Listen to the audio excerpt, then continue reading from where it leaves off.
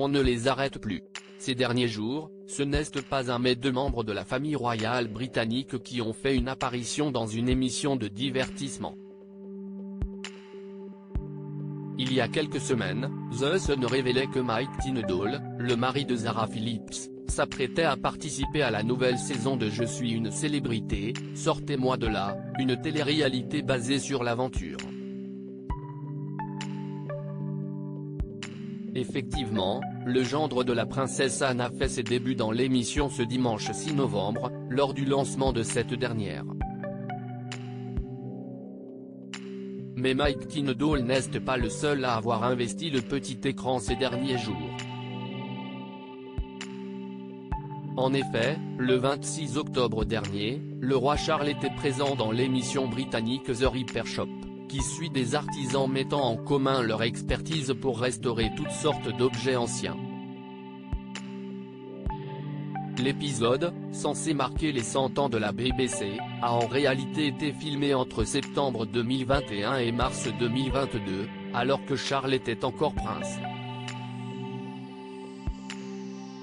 L'équipe de The Repair Shop aide le monarque à restaurer une horloge du XVIIIe siècle et une pièce en céramique datant du jubilé de diamant de la reine Victoria, qui, selon Charles, a été endommagée lorsqu'elle est tombée alors que quelqu'un ouvrait une fenêtre.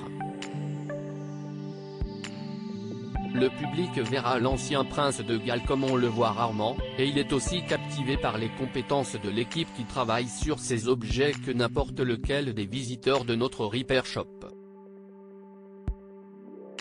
Cet épisode est un vrai régal et nous espérons que les gens l'apprécieront autant que nous, avait dévoilé Julie Shaw, la rédactrice en chef de la BBC, avant la diffusion de l'épisode. Charles III, quand sera-t-il couronné? Cette fois-ci est-il la bonne? Alors que début octobre, la chaîne de télévision Bloomberg annonçait précipitamment que le couronnement de Charles III aurait lieu le 3 juin 2023, le palais a finalement annoncé la véritable date de l'événement, le 6 mai prochain.